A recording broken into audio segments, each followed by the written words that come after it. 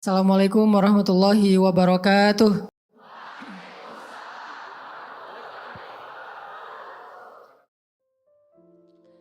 Bisa jadi hari ini kita kayak hati kita tuh kan kayak berada di antara jemari Allah ya. Artinya buat Allah ngebolak-balikin hati kita tuh seringan kita ngebolak-balikin bola pingpong, bola tenis meja. Gampang banget, cuman dengan 2 jari doang. Beda banget kan kita ngebolakin hati si dia tuh udah berdarah-darah gak balik-balik ya. Kita tuh udah berdarah-darah, udah keluarin modal habis, mobil jual, segala macam dijual, sampai ngutang kemana-mana, hatinya nggak berbalik. Kenapa? Karena yang megang hati dia tuh bukan kita. Kalau buat Allah, ngebalikin hati itu gini doang. Di antara jemari Allah. Ini bukan masalah Allah tuh punya jari ya, karena laisa kamitslihi syai'. Jangan dianalogikan punya jari kayak makhluk, itu nggak boleh. Cuman di sini semacam permisalan betapa mudahnya buat Allah ngebolak-balikin hati orang. Orang yang mungkin nggak pernah kebayang dia bakalan masuk Islam, yang kebayang oleh yang lain tuh dia bakalan mati dalam keadaan memusuhi Nabi itu, malah ternyata dengan mudah Allah balikkan hatinya. Justru di hari ketika dia pengen bunuh Nabi. Di hari ketika dia bawa pedang tanpa sarung. Kalau bawa pedang pakai sarung tuh masih labil. Bunuh nggak ya, masukin lagi, keluarin lagi kan ya. Ini nggak pakai sarung, artinya udah mantap banget nih pengen bunuh Nabi. Nggak akan dibawa pulang tuh pedang, kecuali ujungnya udah berdarah. Di hari ketika dia pengen bunuh Nabi, di hari itu juga Allah tunjukkan keajaiban. Allah tunjukkan kebesarannya. Allah nggak mau bikin Umar masuk Islam pas lagi normal, itu nggak keren. Ceritanya tuh kurang klimaks. Ini pinter hebatnya Allah ya. Allah kan maha hakim, bijaksana banget. Bikin cerita tuh yang kalau ditonton, diceritain, dibahas tuh enak. Kalau terlalu garing, flat kan agak-agak gimana ya, bosan ya. Kayak ada film yang trailer gitu tentang pembunuhan, udah setengah udah 2 jam kita nonton belum jelas ceritanya kan gak enak nih. Gak ada klimaksnya. Nah ini dibikin klimaks, justru titik baliknya itu di posisi yang paling nadir, yang paling sulit. Posisi ketika dia mau bunuh Nabi malah dia dapat hidayah. Segampang apa? Segampang ngebolak-balikin bola pingpong dengan 2 jari. Mungkin lebih ringan dari itu. Bukan mungkin, pastinya. Jadi alhamdulillah Allah masih menetapkan hati kita dalam keislaman, masih menetapkan hati kita untuk mencintai majelis-majelis surga. Bukan berarti di luar itu majelis neraka, bukan ya. Enggak, kita kan prinsip saya mah respect each other, no judgment, kan itu prinsip saya. Jadi saya kalau ngebahas kebaikan, gak ada maksud menyinggung ke yang lain bahwa itu buruk, enggak. Cuman mencintai majelis ilmu itu salah satu majelis yang luar biasa loh. Malaikat aja cinta, apalagi kita. Artinya malaikat itu nggak punya modus apa-apa kan mencintai majelis ini. Nggak gara-gara malaikat datang ke sini terus malaikat dicatat sama malaikat lain. Ya lu datang ya, gua catat nih. Nggak kan, malaikat nggak saling mencatat lah. Malaikat kan mencatat manusia. Kalau malaikat saling mencatat kan ntar jadi ada transaksi gitu. Lo catat gua, ntar gua balas catat lo, saling mencatat gitu kan. Berapa? 10, udah tambahin deh nolnya, kan 0 doang jadi 100 misalnya. Gak ada malaikat saling mencatat amal malaikat. Malaikat itu mencatat kita. Jadi gak ada modusnya malaikat datang ke majelis ilmu itu kecuali karena memang majelis ini emang baik. Malaikat itu nge-like bukan karena pengen di follow, fallback sama kita. Gak butuh malaikat fallback dari kita.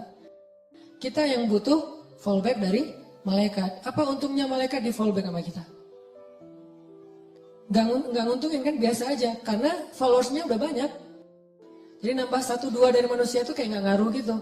Kalau kita penting banget di fallback sama malaikat. Kenapa? Karena malaikat kalau nge-fallback itu pasti komennya tuh kebaikan. Allahumma firlahu warham. Itu komennya malaikat. Ya Allah, ampuni dia, rahmati dia, ampuni dia, rahmati dia. Jadi nguntungin kita. Malaikat yang nggak punya kepentingan apa-apa, nggak modus ngapa-ngapain, nggak ada keinginan apapun, cinta dengan majelis ilmu, apalagi kita yang memang bermodus. Dan modus kita kalau karena Allah insya Allah namanya ikhlas. Modus kita pengen diingat wajah dan nama kita sama malaikat-malaikat. Nanti mereka akan bersaksi di akhirat. Dia itu ahli ilmu. Kedua, modus kita pengen dapat doa dari malaikat yang menaungi majelis ilmu. Ketiga, kita pengen dibangga-banggain sama Allah. Allah tuh ngebanggain kita di mana? Di Arasy, sampai mention Jibril, @Jibril apa tuh gua cinta sama siapa misalnya di antara kita. Nama kita disebutin loh, di mention, di tag beneran itu. Kecuali nama kita mungkin nama yang agak-agak susah dibaca ya, terlalu banyak bahasa-bahasa asingnya. Kalau namanya standar-standar aja, Asep misalnya ya, apa gitu, itu insya Allah malaikat gampang nge-like-nya gitu. Makanya namanya jangan susah-susah. Sampai kakek aja nggak tahu pas nanya, ini cucunya siapa namanya? Nanya ke anaknya, nama anak kamu siapa gitu. Saking susahnya nama anak sekarang. Jadi Allah tuh ngebanggain kita tuh pakai nama kita. Nama yang ada di KTP, nama yang ada di SIM. Kecuali nama-nama terlarang ya. Tapi kalau namanya masih wajar, KTP, SIM itu sama dipakai di langit. Allah nge-mention kita, terus dikasih tahu kepada Jibril. Jibril ngasih tahu ke malaikat. Malaikat ngasih tahu ke seluruh makhluk, ngedoain kita. Kan bermodus tuh. Jadi kalau malaikat aja nggak ada modus cinta dengan majelis ini, kayaknya kita punya alasan yang lebih kuat untuk tetap cinta. Dan ini salah satunya bimbingan hati dari Allah. Alhamdulillah. Kita syukurin terus biar Allah tambahin lagi, istiqomahin lagi. Setiap minggu, setiap bulan, setiap tahun, sampai akhir hayat kita. Teman-teman yang dirahmati Allah, malam ini kita bahas tentang life goals. Kalau dalam bahasa ulama itu disebut dengan himmah. Salah satunya disebut dengan himmah. Apa kepengennya kita? Apa yang bikin kita happy? Apa yang bikin kita ngerasa hidup itu meaningful, bermakna? Ini namanya himmah. Mungkin kalau bahasa sederhananya life goals. Sebelum kita ngobrolin tentang masalah himmah, life goals ini, coba kita baca satu paragraf kecil di dalam surat Ali Imran ayat 35. Biar gaung tilawah kita itu makin menggetarkan arasy Allah dengan kebaikan. Surat Ali Imran ayat 35. Kita baca sampai ayat 37. Surat Ali Imran ayat 35 sampai 37. A'udzu billahi minasy syaithanir rajim. Silakan.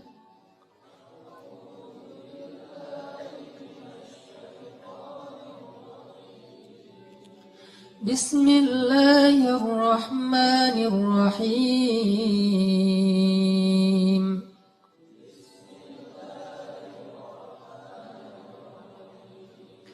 إذ قالت امرأة عمران رب إني نذرت لك ما في بطني محررا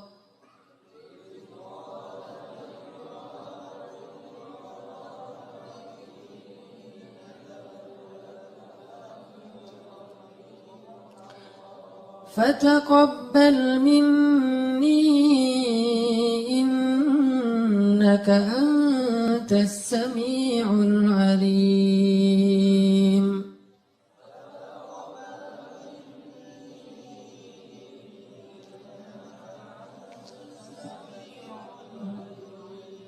فلما وضعتها قالت رب إني وضعتها أنثى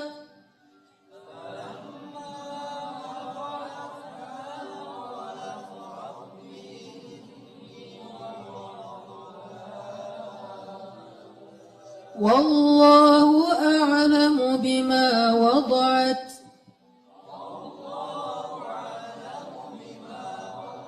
وليس الذكر كالأنثى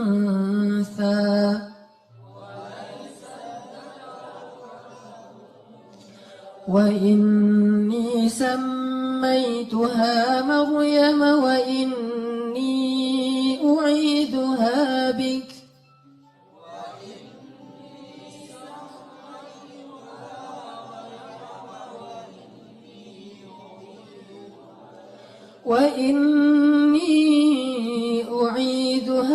بك وذريتها من الشيطان الرجيم.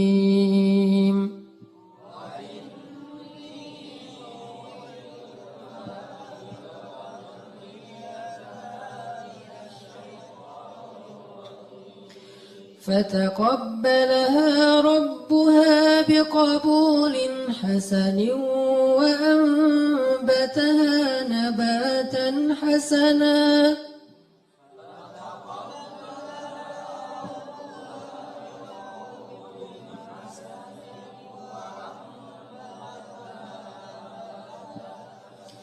وكفلها زكريا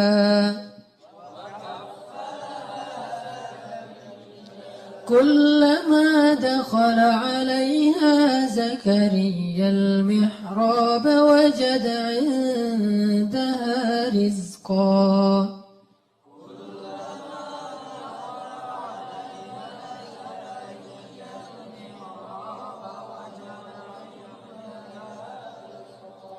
قال يا مريم أنى لك هذا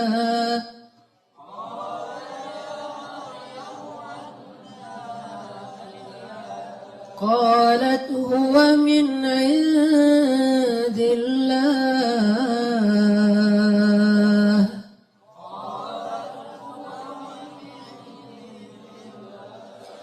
إن الله يرزق من يشاء بغير حساب.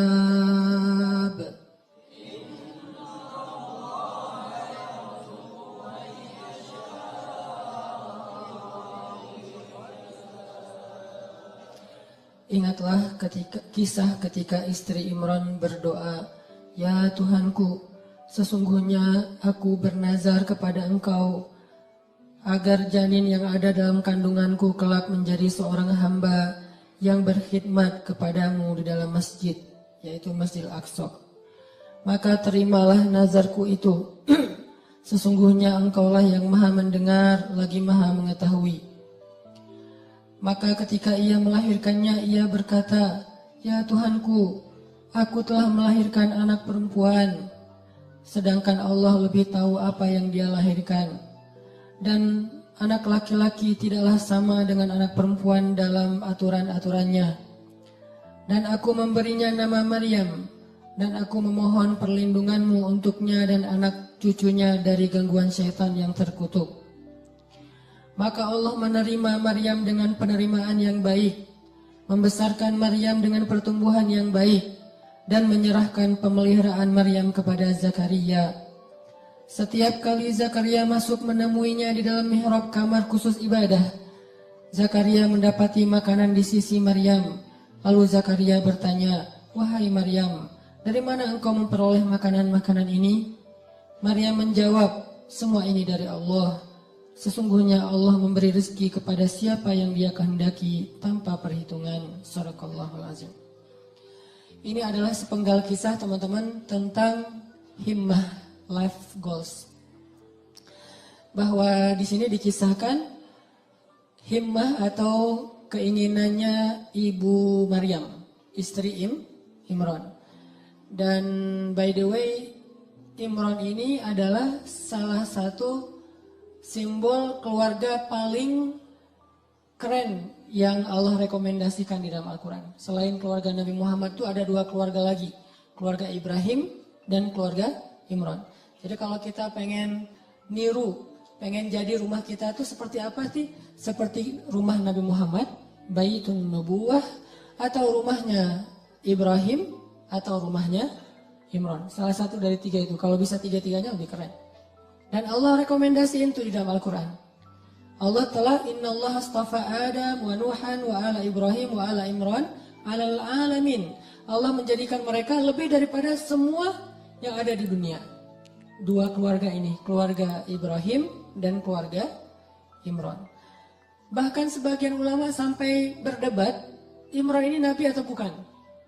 Sebagian mengatakan Imran ini orang solih, dan sebagian lagi mengatakan Imran ini termasuk salah satu di antara nabi, walaupun bukan rasul. Karena sebagian ulama mengatakan nabi itu ada 124.000, banyak, dan salah satunya ada Imran. Terlepas dari perdebatan status Imran, yang jelas dia adalah hamba terpilih. Dan Allah menikahkan Imran dengan seorang perempuan yang sangat solehah. Perempuan yang gak sembarangan perempuan. Yang dari bibit yang luar biasa ini nanti muncullah keturunan-keturunan yang luar biasa, hebat, menyejarah. Sampai Al-Quran aja nyebut mereka, nyebut namanya, nyebut kisahnya, nyebut keutamaannya. Itu keren banget. Dan tadi saya bilang by the way-nya apa? Istri Imran itu adalah adik kakak dengan istri Zakaria. Jadi Imran sama Zakaria apaan? Ipar ya. Karena istri Imran itu adik kakak sama istri Zakaria. Jadi Imran, Zakaria ini orang-orang soleh semua. Yang tinggal di Palestina atau tinggal di dekat Masjid Al-Aqsa. Lama Imran gak punya anak, lama Zakaria juga gak punya anak. Dua-duanya gak punya anak nih. Imran gak punya anak sampai usia tua. Zakaria juga gak punya anak sampai usia tua. Sampai kemudian istri Imran bernazar. Dulu nazar itu masih sesuatu yang wajar. Di zaman Nabi Muhammad sampai kita sekarang, nazar itu boleh tapi agak kurang disukai. Tapi boleh-boleh aja. Nah dulu istri Imran bernazar, ini nazar tuh, saya bernazar. Kalau saya hamil, saya pengen punya anak laki-laki. Kalau dia jadi anak laki-laki, akan saya jadikan dia sebagai marbot Masjid Al-Aqsa. Sebagai khadim atau marbot Masjidil Aqsa. Ini life goalsnya istri Imran. Pengen punya anak yang ngemakmurin rumah Allah. Pengen punya anak yang kerjanya ngapain? Jaga rumah Allah. Supaya Allah jaga dia nanti di akhirat. Dia kerjaannya tuh bersih-bersih masjid. Dan itu bukan kerjaan orang yang pengangguran loh ya. Walaupun istilah di kita itu marbot. Itu istilah yang mungkin jadi kemudian terkesan di masyarakat sesuatu yang nggak keren, biasa aja. Padahal itu pekerjaan paling mulia loh. Kalau ada orang yang sebagai mungkin dia yang bertanggung jawab di sebuah bangunan, sejarah, perpustakaan, museum, kayak gitu-gitu. Ada yang lebih keren, ngejaga rumah Allah Subhanahu Wa Taala. Ngejaga di sini bukan berarti Allah nggak bisa ngejaga. Allah ngasih kita bagian supaya kita dapat kebaikan, karena kehormatan. Kalau Allah jagain sendiri terus nggak ada peluang kita untuk dapat kehormatan dari Allah. Justru karena Allah kasih kesempatan, ini bukan karena Allah kurang mampu, enggak. Tapi Allah pengen kita dapat kehormatan dengan menjaga rumah Allah. Memakmurkan rumah Allah. Itu life goalsnya istri Imran. Pengen banget punya anak laki-laki bakalan jadi seperti Zakaria. Jadi istri Imran ngefans banget berat sama Zakaria.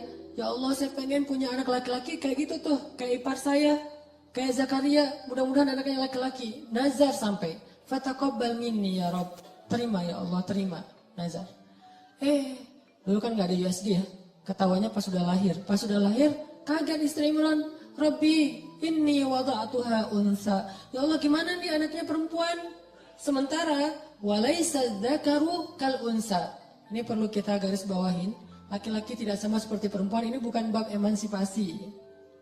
Bukan Islam anti kesetaraan gender, bukan.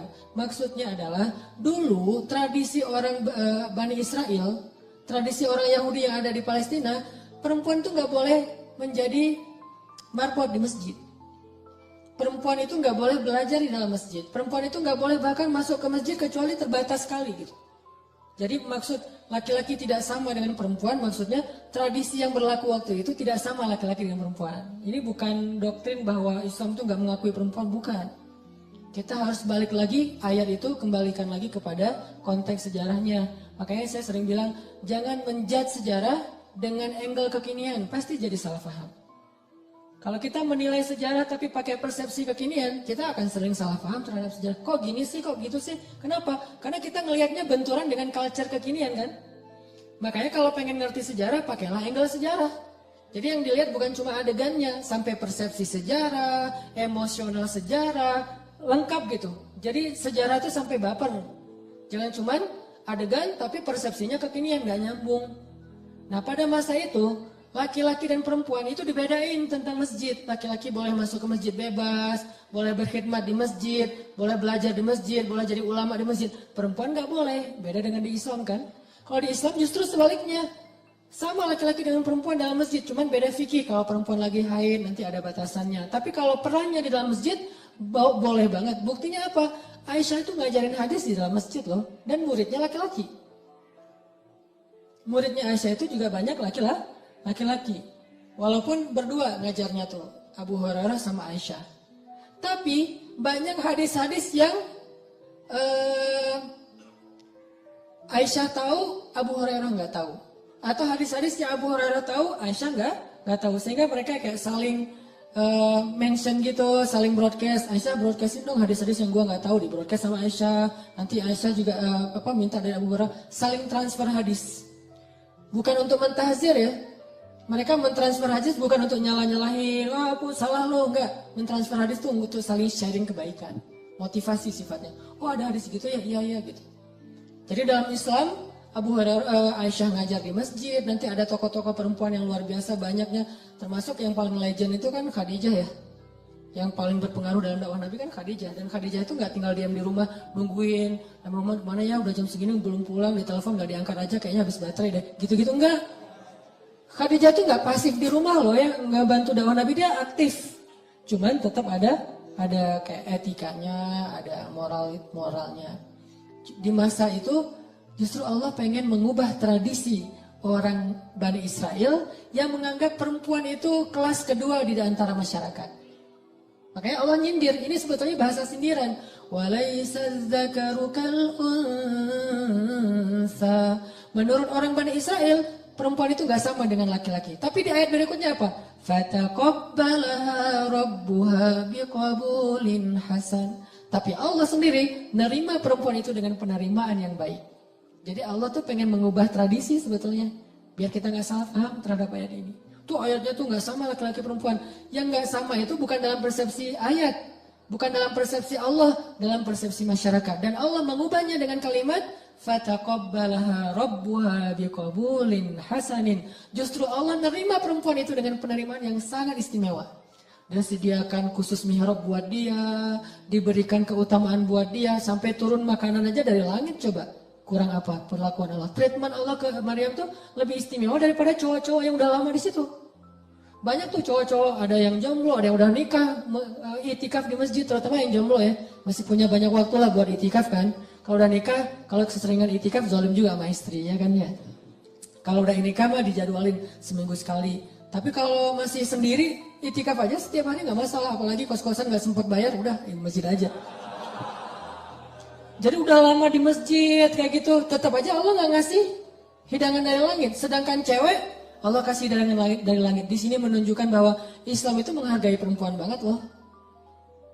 Bisa dibilang jarang banget ada orang yang dapat hidangan celeng datang dari langit. Itu udah buah yang segar, yang udah kualitasnya luar biasa. Di depan Maryam, Zakaria aja sampai terheran-heran. Padahal Zakaria itu jelas-jelas sepakat ulama dia itu nabi. Zakaria aja terheran-heran dengan perlakuan treatment langit kepada Maryam, sedangkan Bani Israel melecehkan Maryam. Jadi maksud walaysa dzakaru kal unsa, tidak sama laki-laki dengan perempuan di sini adalah Allah lagi nyindir tradisi Bani Israel. Itu maksudnya. Bukan dalam Islam itu laki-laki dan perempuan itu dibeda-bedain, bukan. Udah gitu, ya udah deh kalau gitu udah terlanjur lahirin anak cewek, masa mau digimanain lagi gitu, masa dioperasi segala macam, enggak, susah. Akhirnya ibu Maryam menamakan anaknya Inni Sammaituha Maryam. Apa arti Maryam secara bahasa? Khadimah. Maryam itu secara bahasa artinya marbot, cewek. Jadi arti Maryam itu khadimah, yang berkhidmat. Itu bahasa dulunya adalah Maryam, kemudian jadi bahasa Arab. Inni sammaituha Maryam. Saya pengen ngasih dia nama marbot perempuan, bahasa singkatannya Maryam. Mudah-mudahan engkau menerima dia ya Allah. Akhirnya dikaderlah Maryam dari kecil.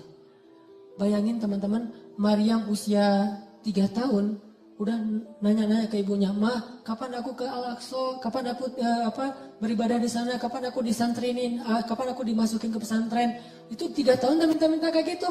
Malah ibunya yang gak tega, "Ma, aku kangen dengan Al-Aqsa." Karena belum waktunya, karena ada waktunya nanti dia boleh ke Al-Aqsa. Maryam setiap hari naik ke atas bukit, menghadap ke arah Al-Aqsa dan berbicara dengan Allah. Ya Allah, aku kangen dengan Al-Aqsa. Ya Allah, aku pengen ke sana. Ya Allah, ini daya tariknya Al-Aqsa. Jadi salah satu ciri orang beriman mencintai Al-Aqsa.